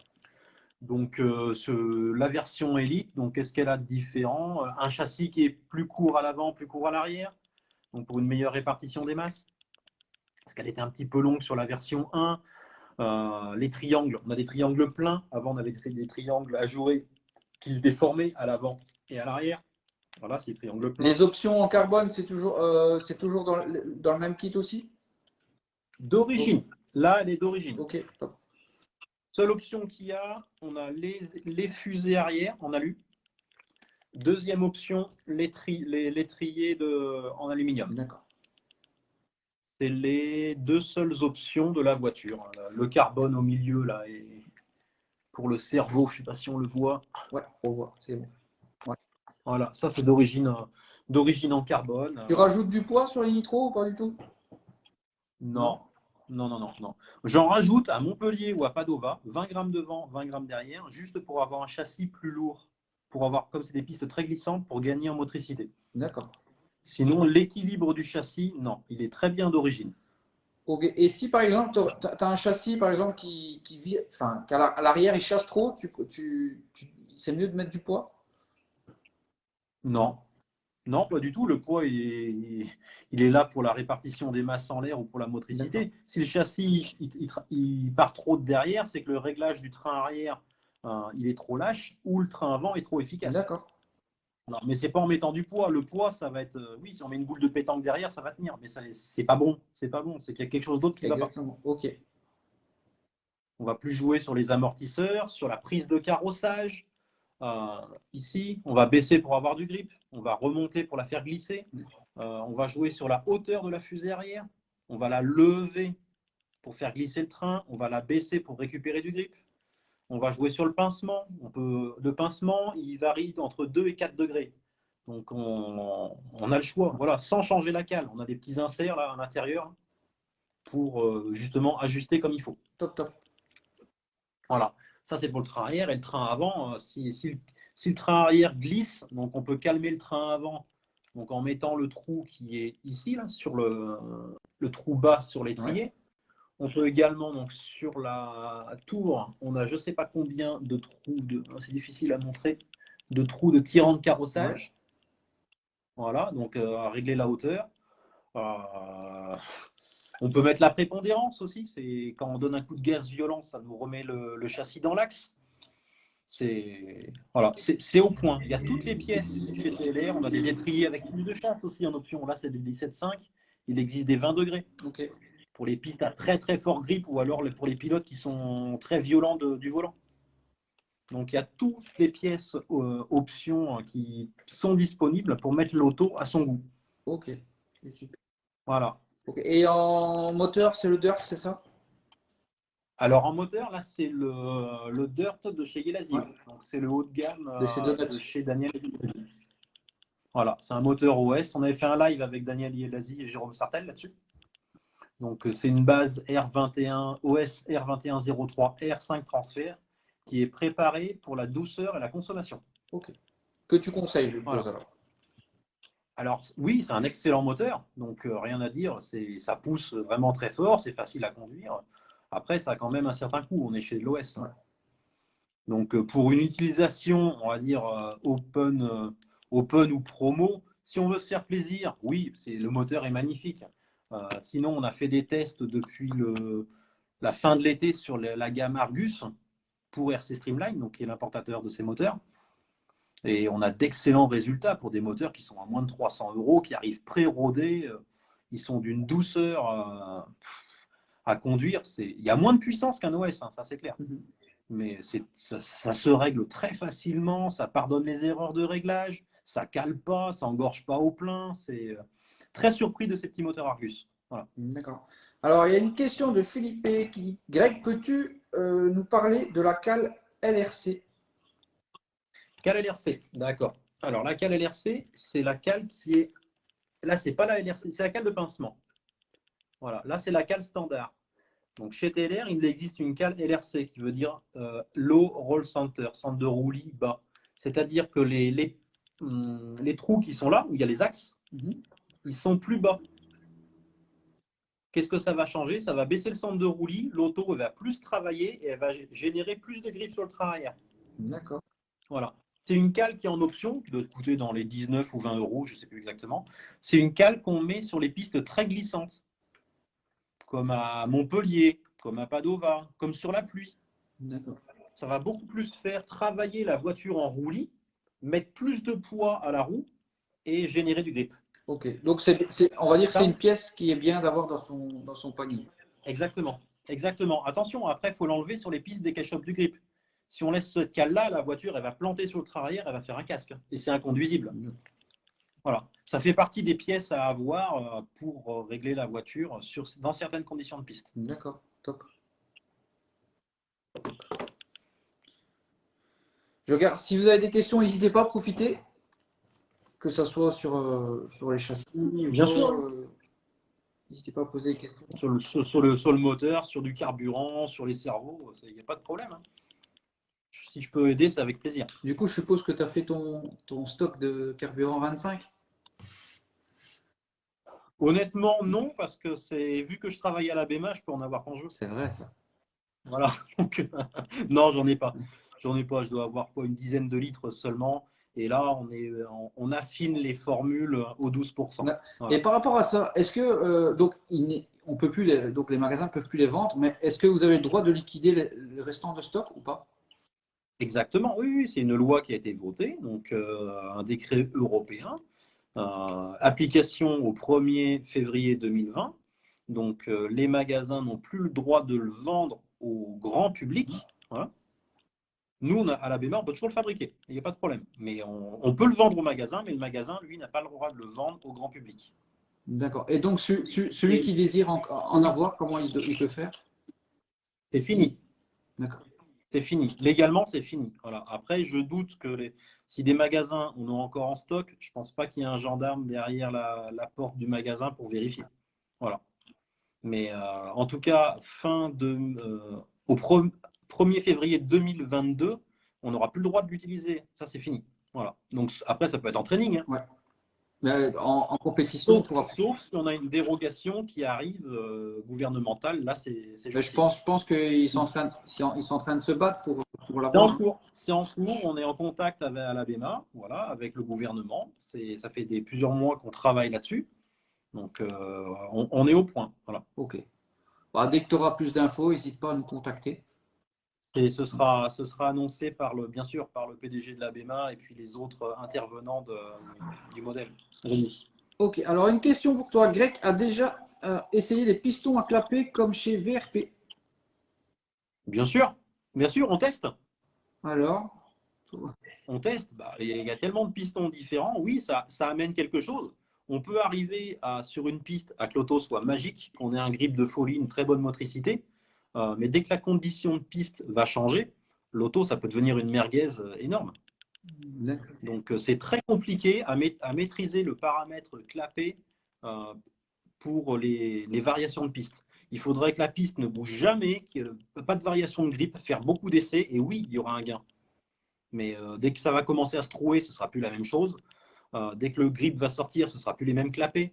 Donc, beaucoup trop compliqué. Donc, honnêtement, moi, je ne roule pas avec. J'ai fait des essais, je ne roule pas avec. Des pilotes du team, pareil, ils ont fait leurs essais. Oui, ils sont arrivés à des bonnes conclusions, mais sur le week-end d'après, ça ne marchait plus. Sur une autre piste, c'était inconduisible. Donc, on ne roule jamais avec. ok. Mais on a testé par curiosité pour comprendre comment ça marchait. D'accord. Alors, il y a une question de Laurent Souris. Quels sont les critères pour Attends. Quels sont les critères pour les drivers pour rentrer dans la team? Alors, déjà, j'ai tous les pilotes France, que ce soit un pilote magasin ou un pilote officiel comme Malcolm ou Corentin. Après, pour rentrer dans la team TLR, donc déjà, il faut faire ses preuves. Donc, être client déjà chez TLR, donc par un magasin, pendant minimum 1 an, faire des courses. Donc là, on est un peu coincé avec les conditions sanitaires, mais et faire des courses, de la communication sur les réseaux sociaux, de la communication sur les pistes, avoir une bonne mentalité, et après minimum 1 an de preuves, le magasin déjà pourra vous faire une remise parce que c'est donnant-donnant. Et minimum après 1 an ou 2 ans on va dire, de pilote privé magasin, si vraiment le job est fait de façon, je dirais, exceptionnelle, oui, moi je l'ai fait rentrer en pilote horizon. Ok. Voilà. Après, il y a des pilotes, par exemple, comme Corentin, là, ça fait des années qu'ils ont prouvé, ça fait plus de 7-8 ans qu'il était chez TLR avec son papa. Donc, Il a fait ses preuves. excellente mentalité. Voilà, exactement. Malcolm, il a fait ses preuves à la concurrence. Il a fait d'excellents résultats, de la très bonne communication, il a essayé le châssis. Là, on parle sur des pilotes élites. Voilà, mais ça, c'est vraiment une minorité. Après, des pilotes horizon, il faut vraiment faire ses preuves pendant au moins 1 an ou 2 en communication, sur les pistes, sur les réseaux. Les résultats, c'est une chose, mais il n'y a pas que les résultats. C'est surtout une ambiance et un comportement du pilote qui doit être exemplaire pour après avoir l'opportunité de rentrer directement chez Horizon Hobby. D'accord. Voilà, Laurent, comment ça se passe? Ok. Un grand merci d'avoir répondu. Alors, il y a une question. Il y a Sébastien Vanderborg qui tu as un cerveau de 45 kg sur le Truggy. De combien de kilos est-il nécessaire d'avoir comme cerveau? Sur le Truggy, c'est ça? Ouais, bah, à la limite, tu peux dire Truggy et Buggy, comme ça, au moins, on aura fait. Oui. Bah, le Truggy, c'est le pire. Il fait quand même 4,5 kg. Les roues sont énormes, donc il y a besoin de plus de puissance. Honnêtement, il faut minimum 25 kg à la direction. C'est le minimum. Après, ça va fonctionner si on met moins. Mais sur des appuis, le cerveau va plus chauffer, il va être plus fragile et on risque de le griller. Voilà. Ok. Alors, Philippe. Maintenant, Ouais, avec les moteurs brushless là, on arrive à avoir des puissances, c'est démesuré. Voilà. d'accord. Alors, il y a une question. Enfin, attends. Philippe Dominguez qui met pour avoir essayé à Reims en indoor les pistons à clapper, j'ai trouvé ça super efficace, tout comme Valentin. Oui, sur une piste, voilà. Sur une piste, il avait la configuration qui fonctionnait. Il vient ce week-end à Vierzon, il met les mêmes pistons, ça va être une merguez. D'accord. Il dit bien dans ces conditions-là, en tout cas. Exactement. C'est ça. C'est les conditions vraiment dédiées à ce type de piston. Et un piston à clapper, il y en a des tonnes et des tonnes. Alors, j'ai une question, c'est parce que ça me fait rire, parce que je ne sais pas si tu as eu l'occasion de suivre nos lives auparavant. Mais il y a toujours une question qui ressort et on va te la poser en cas où. Quels sont tes bonbons préférés? Tes Mais bonbons préférés. je mange pas de sucreries, j'aime pas ça. D'accord. Je suis désolé. En Aucun. fait, Aucun. j'en rigole parce que on a parlé de ça avec Louis, etc., avec Jérôme, etc. Ils disent que quand ils sont stressés, ils mangent des bonbons. Donc, à mon avis, ça, c'est un membre qui se. Même gamin, je n'ai jamais aimé Ah ça. oui. Voilà. Désolé. Mais comme ça, moi, tu as répondu. N'hésitez pas si vous avez d'autres questions à poser à Greg. Je ne sais pas l'heure qu'il. Ah ben, je pense que toi, Greg, tu devras pas tu. Et bon, Jimmy, là, j'ai réussi. Faut que j'arrête à 22h30. Ah, J'ai dit que je pouvais avoir un peu de ah repos. ben, Voilà. Donc c'est bon, on a encore 20 top, minutes. top. Parce que je regardais souvent, je me dis, je veux pas qu'ils soient en retard à cause de moi. Donc, si vous avez d'autres questions, n'hésitez pas, que ce soit sur les châssis, que ce soit sur la marque. Peut-être savoir, TLR est en collaboration avec une marque spécifique en électrique ou quoi? En électrique, donc le groupe donc TLR, c'est une marque du groupe Horizon Hobby. Voilà, comme ils ont d'autres marques, ils ont la marque Dynamite pour les outils et ils ont pour l'électronique la marque Spectrum. Ce qui fait ça fait les servos, ça fait également les variateurs, ça fait les moteurs brushless, les accus. On va dire que c'est du très bon matériel, qualiteux, mais peu adapté à la haute compétition. Voilà. Pour du loisir, on va dire, ou pour de la promo, ça va très bien. Chez Spectrum, par contre, il y a d'excellents servos également. D'accord. Là, on a vraiment du haut de gamme. Les servos tout alu, gris clair, là, c'est du gros cerveau également. Ok. Il y a Bricole Tout qui dit Greg, il mange que des gros croissants. Vivement ceux de demain à Vierzon. Exactement, oui, parce que j'ai dit que je ramenais les croissants pour toute l'équipe demain D'accord. matin. Et Vierzon, ça se trouve où exactement? En plein centre de la France, Donc, par rapport à la Belgique, il y a loin? où à mon avis, il y a bien 600-700 km, hein, facile. Ça sera pour une prochaine fois alors. Voilà. Alors, peut-il nous parler de la future gamme des pneus Donuts? Oui, oui, ça sort de mon boulot Horizon Hobby TLR. Oui, donc gamme de pneus Donuts hein, qui est en développement depuis fin 2019, voilà. Donc tout 2020, on a fait des tests de gomme, de profil, d'évolution de profil, d'évolution de flanc, d'évolution de renfort, de jantes, d'inserts. On est toute une équipe à avoir travaillé là-dessus. Donc, on a mis 1 an et là, c'est validé. Toutes les gommes ont été testées sur différents types de pistes, que ce soit de l'astro, de la terre huilée, de la grosse poussière, de la moquette. On a mis 1 an à tout tester. Là, pendant le confinement, ça nous a permis, pas pendant le confinement, mais qu'il n'y ait pas de course en 2020, de vraiment tester toutes les configurations possibles. Et ça y est, tout a été validé par l'équipe testeuse et c'est en production. Voilà. Donc le premier profil a été le Rain Evo. Donc c'est un pneu vraiment fait pour la pluie, avec une gomme spécifique pour la pluie. Donc c'est une référence. Dès qu'il pleut, qu'il y a vraiment de l'eau, là il n'y a rien à dire, ça fonctionne, c'est magnifique. Et ce pneu-là, donc décliné dans une gomme plus dure adaptée à la poussière, donc va sortir en M3. Voilà. Et après, il y a 2 autres profils donc, qui vont arriver, là, qui vont arriver en stock. Hein. D'accord. Ils ont déjà été testés pendant tout 2020. On a un profil bombé qu'on appelle le dust, qu'on met dès qu'il y a de la poussière, que c'est défoncé. On va dire un profil facile. Voilà. Et on a le grip, donc qui a des tétines un peu plus serrées entre elles qu'on met sur les conditions de grippe. Pour l'usure, voilà. C'est vraiment un pneu standard, le grip. Et dès que ça se défonce, au cas de la poussière, le dust. Donc, je suppose que c'est une gamme de pneus que tu vas rouler avec plus tard. Ayant participé intensivement au développement, oui. Ok. Oui. Alors, préfères-tu le truggy ou le buggy? Le buggy sans hésiter. Le truggy, c'est fun, c'est rigolo, mais si on fait que du truggy, on va prendre des mauvaises habitudes parce qu'on peut monter sur les bordures. Si on réceptionne mal d'une bosse, ça pardonne. On fait ça en buggy, on est mort, on est sur le toit. Donc, je préfère la précision du buggy. D'accord. Alors, il y a une question de Pascal Guyonnet qui demande: tu peux revenir sur la configuration piston-membrane conseillée, s'il te plaît? Alors, piston, membrane conseillée, oui. Je suppose que c'est sur le buggy parce que sur le truggy, on laisse tout d'origine. Sur le buggy, que ce soit en brushless ou en nitro, c'est les mêmes pistons. À l'avant, donc on a des 8 trous de 1-2. Voilà, ça on change très rarement. Sauf quand on est dans très très défoncé, on passe en 5 trous. Et derrière, on a également 8 trous. Voilà. Et c'est 7 trous de 1-2 et 1 trou de 1-6. Ok. Voilà. Et donc les membranes, c'est des membranes nervurées renforcées. C'est un peu comme des membranes type Fast Race. Et ça, c'est une nouveauté du Kittelli. Oui, c'est ça.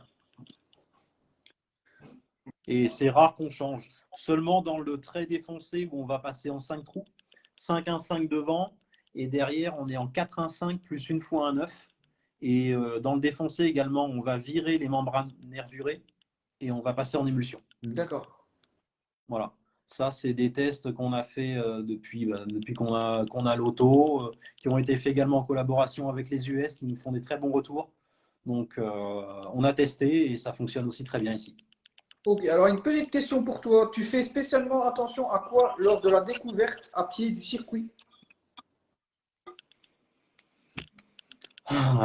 Aux appels de boss, la longueur entre les bosses, la réception, les variations de revêtement sur la trajectoire, si on voit qu'un trou peut commencer à se creuser. La hauteur des gaines aussi, si à certains endroits on a le droit de toucher un peu la gaine, ou alors si on y touche, on est sur le toit. Voilà. Ok. Le Rhin Evo marche bien sur la poussière et sur le synthétique pour avoir essayé. Voilà, c'est le pneu Donuts. Le premier profil qui a été fait. C'est Philippe Dominguez qui dit ça. Attends, je regarde. Donc la gamme de pneus Donuts, c'est fait. Donc c'était une question de Elian qui demandait qu'est-ce que tu... Voilà. À quoi tu faisais attention au circuit à pied? Oui, c'est parce que demain on va être ensemble, donc il va falloir qu'il fasse attention à la piste de Vierzon. Il va falloir qu'elle va faire plusieurs fois à pied parce qu'elle n'est pas facile. Ouais. Ok, top. Si vous avez d'autres questions, n'hésitez pas, les membres.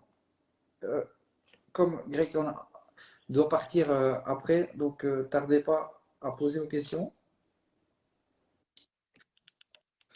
Mais non, je ne sais pas si toi tu veux parler de quelque chose en particulier en attendant les autres questions, si tu veux parler d'un sujet spécifique. Qu'est-ce qu'il va y avoir surtout sur la saison 2021 qui s'annonce. Donc, même s'il n'y a pas de course ou qu'elles sont retardées, ça ne va pas empêcher de passer des bons moments avec les amis sur des trainings. Voilà.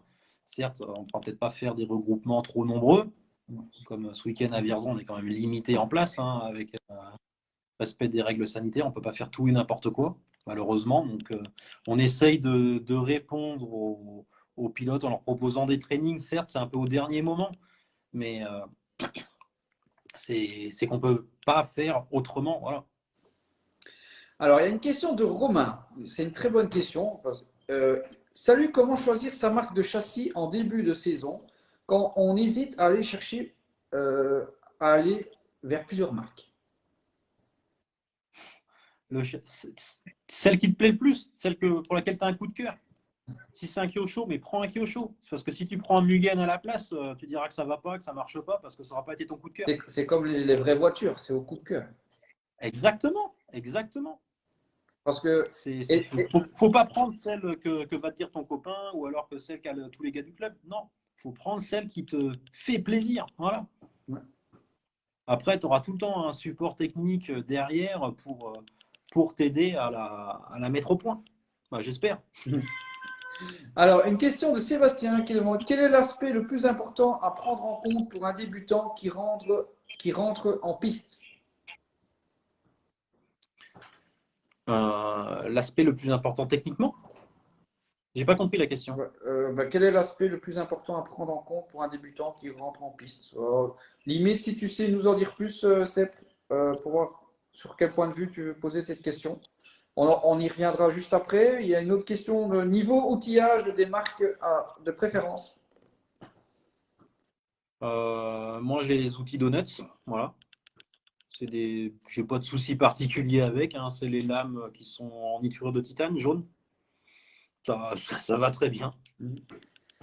Alors, ton meilleur pilote que tu as connu ou que tu as connu dans le passé? D'excellents souvenirs de Philippe Lachat. Voilà, dans ma jeunesse, hein. Début des années 2000, qui gagnait tout avec le Larro. Voilà. Après, également, Yannick Aigouin, magnifique, une dextérité. Je l'admire tout le temps. Et bien sûr, pour moi, le meilleur pilote français actuellement, Renaud Savoyard. Okay. Et pour toi, le meilleur pilote du monde? C'est le champion du monde en titre. Son titre, il ne l'a pas volé, donc Ongaro. Ok. Alors, l'aileron avant, utile ou pas? Oui, oui, ça se sent sur les pistes rapides. On a plus de précision du train avant à partir de mi-vitesse. Donc oui, ça se sent. Ouais. Mais il faut déjà avoir un niveau et que la piste soit rapide. Hein. Si c'est un Pac-Man, il n'y a strictement aucun intérêt. Donc oui, ça se sent vraiment. Ok, il y a Philippe Dominguez qui dit à défaut de venir ce week-end, j'aurais eu pas mal d'infos aujourd'hui. Merci. Attends. Dans mon carnet sera plus rempli. Merci à Greg et merci Jimmy. Philippe, avec plaisir. Il ne faut pas hésiter à m'appeler également. Hein. En cas de doute, ça évite de faire une erreur au montage ou au réglage sur la piste. De partir dans une mauvaise direction. Non, c'est sûr, c'est sûr. Ça, tu as raison. C'est pour ça que je conseille un setup. Il vaut ce qu'il vaut. Il n'est pas forcément magique, mais il fonctionne avec tout le monde, le setup FR. Et ce qui me permet après aux drivers, je leur dis, vous le mettez impérativement et vous me dites, l'auto, elle vous va ou elle ne va pas. Parce que si les gars commencent à mettre la moitié du setup de Dakota, le central d'Intel et puis l'avant de Cavalieri, ils me disent l'auto, elle fait ça, je suis incapable de les conseiller si je ne connais pas leur setup de base. Ouais. Donc en mettant le setup que je conseille, après, ils le font évoluer selon leurs exigences. Et du coup, tous les drivers qui ont fait ça, et maintenant, ils sont contents de leur châssis. Ils n'ont pas exactement le setup que je conseille, mais ils sont partis de ça. Ils m'ont appelé, on a travaillé ensemble, et maintenant, ils ont leur base qui leur convient. De toute façon, c'est ce que je dis. Chaque pilote aura un setup différent, quoi qu'il arrive. Exactement. Mais l'important, c'est de pouvoir le conseiller. Et si l'auto est montée complètement différemment ou avec des angles qui ne sont pas du tout bons et qu'on me dit, elle fait ça, je ne vais pas comprendre. Je vais comprendre que si on a le setup que j'ai conseillé, je sais que la voiture elle va se comporter comme ça. Après, je sais que Philippe, par exemple, il va vouloir beaucoup plus de train avant que le setup que je conseille. Donc, dès qu'il aura roulé, je pourrais le conseiller à modifier ses tirants de carrossage à l'avant, réduire un peu la pince. Mais il faut essayer vraiment, avant de me contacter, le setup de base. D'accord. Alors, on revient sur la question de Sébastien. Alors, il dit quel est l'axe principal à travailler dans les premiers temps? La géométrie qui doit être montée donc, comme conseillé. Et après, en arrivant, c'est les pneus.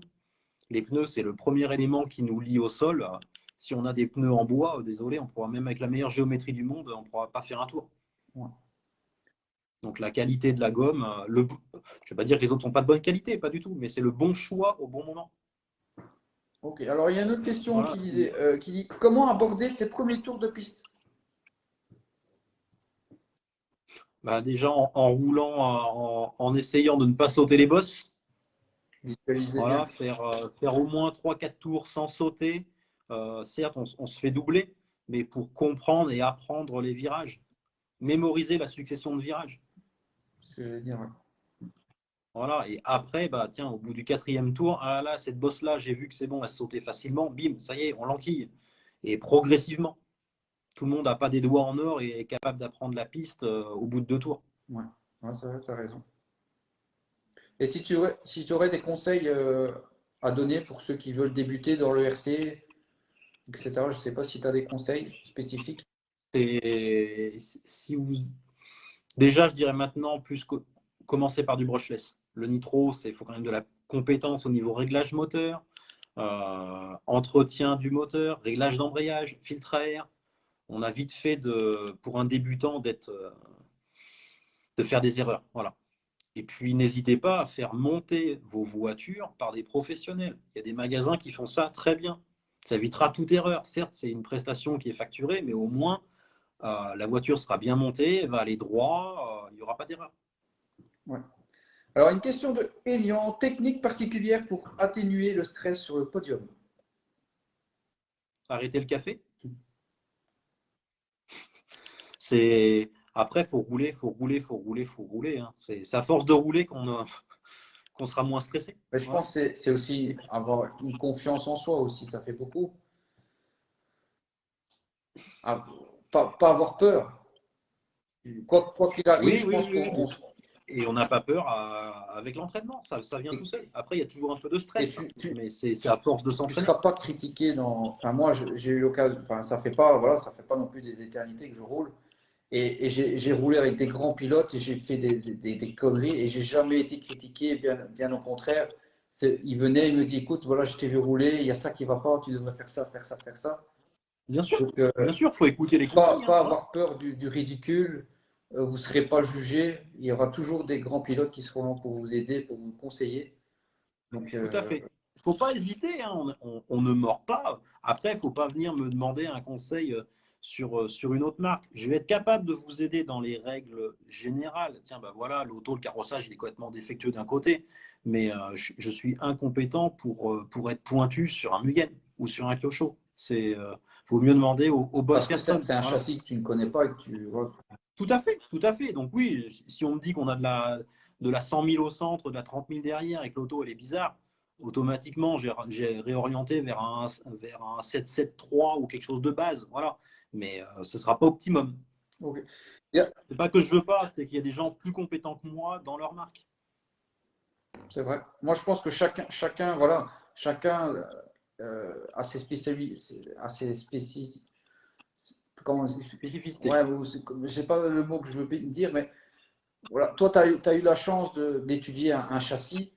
Ben, peut-être que le châssis a été étudié autrement dans un autre, tu vois. Donc, je pense que chacun est libre de faire sa marque et de dire ses choses. Bien sûr, bien entendu. Donc, alors, géométrie d'office au banc de réglage. Pas d'interrogation. Non, non, non, non, non, non, non. Il n'y a pas besoin de bande de réglage. Si on a une équerre de carrossage, ça suffit. De toute façon, le banc de réglage, dès qu'on va se prendre, on va faire 3 cabrioles, les chapes, elles auront bougé de quelques dixièmes, donc ce sera plus valable. Honnêtement, je ne passe pas mes voitures au banc de réglage. Hein. Je fais juste avec l'équerre de carrossage. Je règle bien les drops, par contre, donc la longueur de l'amortisseur, avec les cales qu'on met sous le châssis, l'outil de drop qu'on met sous l'hexagone de roue. Ça, c'est important. Voilà. Mais le banc de réglage, non.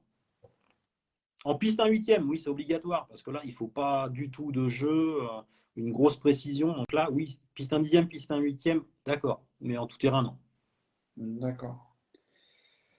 Je regarde si. Attends. Parce que il y a eu du fou rire là avec la question un terrible stress. J'ai vu qu'il y a Philippe qui marquait du rhum. Il y a Aussi, oui. François Lully qui marque la bière. Il y a Chacun a sa potion Laurent magique. Souris, la folie, la Bema. La fiole, la Bema, pardon. Ah, ça, c'est obligatoire, oui. Oui, oui. L'additif qui va bien, oui.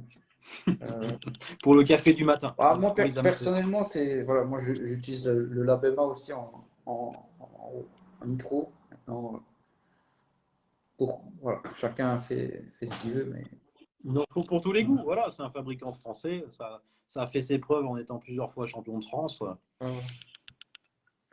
Il y a Romain Gouveia qui roulait en entraînement seul et avoir le stress quand on est à plusieurs. C'est normal, c'est normal. Il faut commencer à faire des courses, des entraînements à plusieurs, et puis ça va passer tout seul. Ouais. Et surtout se dire qu'il n'y a rien à gagner. Voilà, c'est s'appliquer. De toute façon, il n'y a rien à gagner, hormis une plaque à la fin ou une jolie coupe. Voilà, donc le but, c'est de se faire plaisir et se dire, voilà, ce soir, je rentre à la maison, retrouver sa chérie, et puis Ouais. ça sert à rien de stresser comme un malade. Au contraire, ça va faire des fautes. Non, c'est sûr. Les membres, si vous avez d'autres questions, parce que je pense que Oui, dans 5 minutes, je ne suis plus là. Je vais devoir vous laisser. voilà, donc n'hésitez pas si vous avez des dernières questions à poser à Greg. Je suis toujours dispo après par Messenger. Faut pas hésiter. Je répondrai demain. Voilà. Mais quel que soit le niveau du pilote, s'il a besoin d'infos sur du TLR, je suis là pour les aider. C'est gentil. Pour le montage, pour le réglage, n'importe quoi. Il y a Sébastien qui dit tout était clair et limpide. Bah avec plaisir, je suis là pour ça. Okay. Merci pour toutes ces réponses, c'était chouette. Que ce soit également des questions après, hors TLR, si vous avez des questions sur la gamme des pneus Donuts, sur les servos AGF, sur le carburant Labema, je suis là pour aider tout le monde. Elian, il te dit demain, pas de téléphone. Oui, non mais Elian, il était bien content que je lui réponde, quand j'étais à Thiers, là, 2 minutes avant mon départ, sur son choix de géométrie. Ouais. Voilà. Donc, s'il y a des gars qui ne seront pas au training TLR, s'ils sont dans leur club et qui me demandent des conseils, je serai aussi là pour les aider. Ok, bon, on va terminer sur une dernière question, comme ça on te laissera y aller. Question entretien, nettoyage, que conseilles-tu? Entretien, nettoyage, donc déjà, à chaque training, la voiture doit être nickel. Et pour moi, nickel, c'est pas passer un coup de muck-off avec la soufflette parce que ça va tout coincer. C'est un démontage. Certes, on peut nettoyer au muck-off vite fait pour enlever la boue, mais derrière, il faut démonter les axes de triangle, vérifier que la triangulation est bien libre, que les roulements ne soient pas grippés. Parce qu'il ne faut pas se leurrer, la flotte, ça va quand même si c'est des flasques étanches, ça va légèrement rentrer, ça va gripper. Donc, si on passe au muck-off, c'est du dépannage, mais pour moi, la voiture, il faut la mettre en pièces après. Donc, je préfère une soufflette pas trop forte, un pinceau et une brosse à dents. Donc, ça, c'est pour le nettoyage. Et après, l'entretien, oui, les diffs sont à refaire régulièrement. Dès qu'on a roulé 2-3 heures, ça va continuer à rouler. Mais il faut mieux refaire ses diffs avec de l'huile neuve, bien graisser les noix pour qu'il n'y ait pas de grippage, vérifier ses roulements, vérifier les roulements d'embrayage, l'état des maslottes, le jeu dans la transmission. C'est une transmission, elle se rôde. Voilà, donc au départ, c'est un tout petit peu serré, ça va prendre du jeu petit à petit. Donc ce jeu-là, il faut le compenser avec des petites cales de réglage. C'est tout expliqué sur la notice TLR. Top. Bah, voilà, c'est quand même du temps à passer. Ouais, c'est sûr, c'est de l'entretien, il ne faut pas croire que ça va tout Exactement. Seul. Surtout si on roule sur une piste très poussiéreuse où la poussière va s'incruster partout ou dans les conditions humides. C'est sûr. Faire attention, si le moteur respire un peu d'humidité, c'est conseillé de mettre un petit peu d'afterrun dedans à la fin.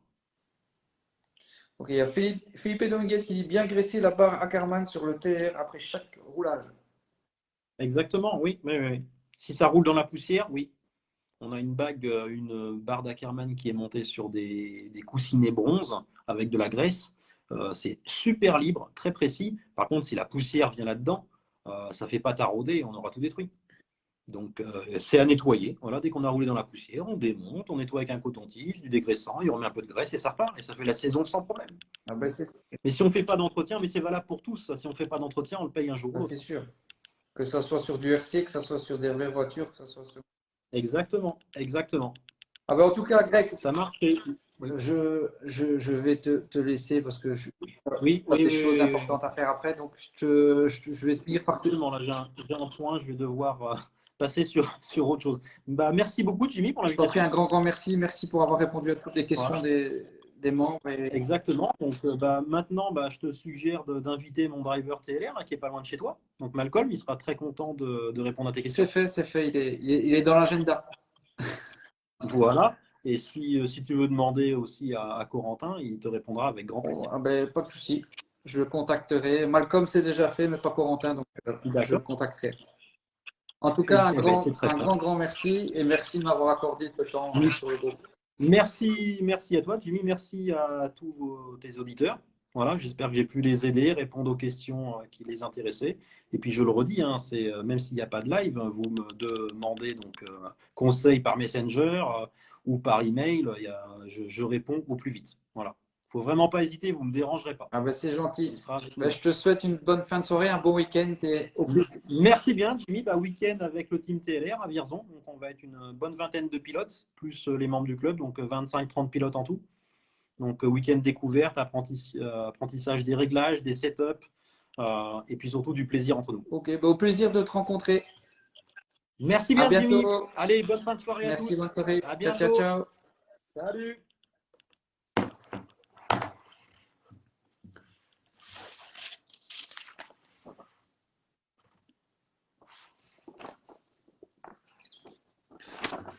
Bon, du coup, les membres, ben, j'espère que vous avez passé un bon moment auprès de Greg, donc team manager TLR. Alors, on va finir par remercier nos partenaires du groupe. Alors, Monsieur Wartel Shop. Attendez 2 minutes, je vais faire ça. Hop, hop, voilà. Donc, Monsieur Wartel Shop, magasin de modélisme, loisirs et compétition.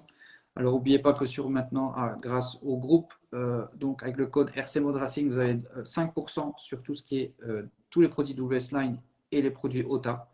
Il y aura une troisième marque qui va se rajouter. Bientôt, on va savoir quoi bientôt. Donc RC Mode Racing, moins 5% sur WS Line, marque OTA. Merci à VP Design, donc Valentin Peuziat, c'est tout ce qui fait carrosserie. Il fait tous les modèles. Il est vraiment très très fort. Il peint des Clément Godard, etc. Il est des grands pilotes. Alors Stickers Dominguez, donc Stickers Dominguez, il fait tout ce qui est autocollant, des bancs démarrage, les radios, les ailerons, les valises de transport, les t-shirts, les casquettes, les tours de cou, les sacs à dos, maintenant les casques radio, les tapis de stand. Il fait vraiment de tout. Il travaille super bien, donc n'hésitez pas à le contacter, Stickers Dominguez. Monsieur Sébastien Léonard, tout ce qui est pneus sismiques, etc., les accessoires sismiques et Optima. LCS Part, donc c'est tout ce qui est appareil de garde au sol, équilibrage des roues, etc. YouCook, monsieur Marc Delfos, donc c'est tout ce qui est panneaux publicitaires, bâches, table de cérémonie, drapeau, etc. Alors ce que vous voyez derrière, ben, c'est monsieur Marc Delfos qui nous l'a fait, donc il travaille super bien, un grand merci à lui. Le restaurant Le Fort de Mons de Jonathan Vanenis. Donc pour l'instant, il fait encore tout ce qui est plat emporté. C'est tout est fait maison. Donc n'hésitez pas à aller voir sa page Facebook, le restaurant Le Fort de Mons. Merci à Romuald. Romuald, il a fait ici tout ce qui est les miroirs pour le groupe. Il nous a fait quelques pièces pour les lap monitors, etc.